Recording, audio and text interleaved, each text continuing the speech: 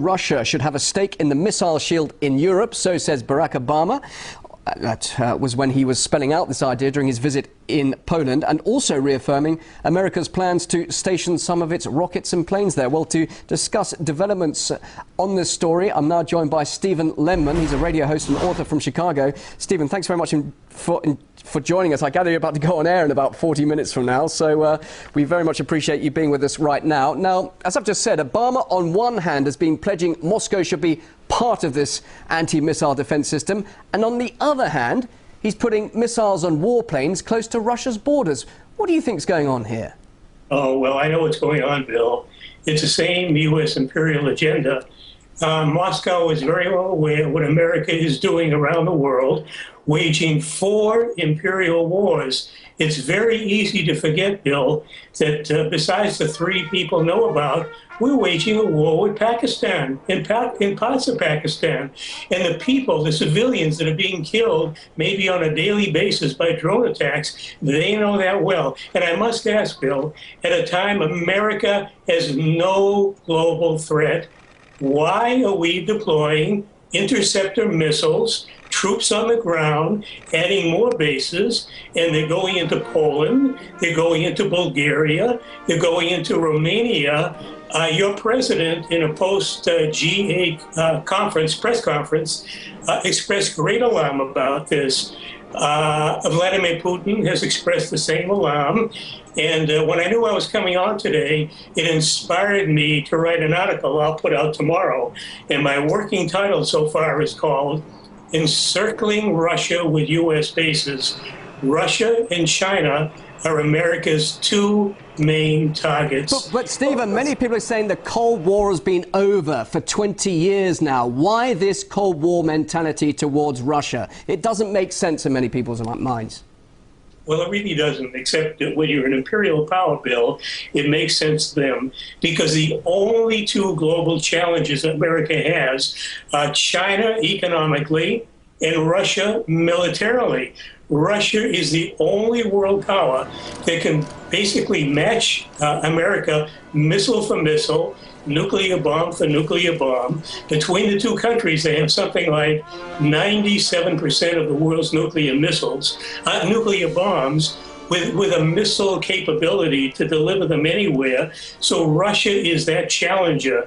America wants no challenge. But doesn't that latest START treaty, the agreement of the arms reduction treaty between the 2 countries, recently signal an end to all this aggression and suspicion between the 2 countries? Not at all. Not at all. I wrote about it when it was signed, and I think it's just an accommodation between the 2 countries. Your country knows well that America signs lots of agreements. America has lots of treaties. I have a line in my article for tomorrow, and I don't have it in front of me at the moment, but it says something like, America's promises aren't worth the paper they're written on. America makes treaties. America breaks treaties. You can't trust America. America doesn't negotiate. It demands.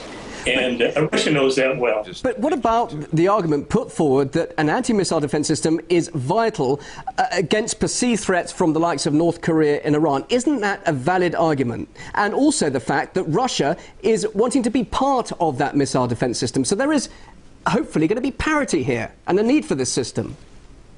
Well, number one, North Korea hasn't attacked anybody since the Korean War, and they only responded to the repeated attacks from the South that Harry Truman launched on them. So let's not call North Korea an aggressor. Iran has not attacked another country in over 200 years. Iran threatens nobody. North Korea threatens nobody. Both countries want normalized relations with America in the West. Well, what about Russia hasn't invaded the country since Afghanistan? That has proved it's been no threat whatsoever. So why is this suspicion, this feeling of suspicion, still in the United States? Can you explain why that is then, as you claim?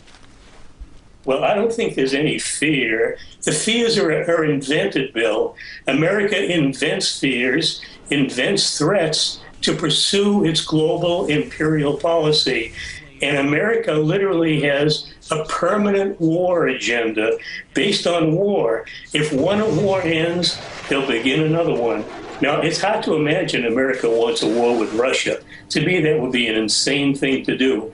But you encroach in one way a little bit, and things sometimes have a way of spinning out of control. Look at the way World War I began. We had an archduke assassinated, and that went from one country getting involved to another country, and pretty soon the world was at war. Well, you start doing dangerous things, and people read them, countries read them the wrong way, and one thing can lead to another. And before you know it, you have a conflict that maybe neither side intends. That's the concern, I think, on all sides. And America is the only belligerent country in the world any other country needs to worry about. I live here, Bill. I live with this. I write about it. I'll stress it in the article that I'm getting out tomorrow. I'm really worried about this. And you missed... Sorry, just briefly, Stephen, before we finish, if we're to believe what the politicians are saying, they are aiming for... Obama, of course, wants a nuclear-free world. We're talking about, obviously, something that's been a long-standing era of division between the two countries, between Russia and America, this anti-missile defense system. Yet both seem to be making noises that they do want to have a joint system to come to some sort of compromise. And if a solution is found, well, do you think a solution could be found? And what impact could that have on global security, despite what you've been saying in negative terms? I would love to have a solution found. Unless America changes its policy of belligerence in permanent war, Bill, I see no solution. But let me stress this as well. America's so-called anti-missile defense system is not for defense, it's for offense. That's what your leaders understand. This is an offensive system. It's an attack system. And what America has in mind, stationing this close to Russia's borders, they're putting systems in Kaliningrad, 200 miles from Russia proper.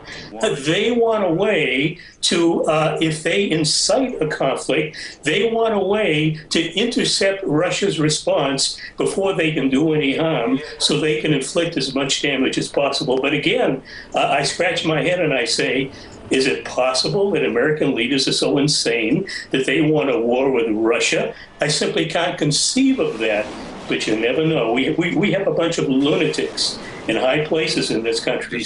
I don't put anything past them. Well, many people very interested to hear what you have to say on this. Stephen Lemon, thanks very much for joining us. And thanks particularly before you're about to go on air with your own show there in Chicago. Radio host and author from Chicago, Stephen Lemon. Thanks very much indeed.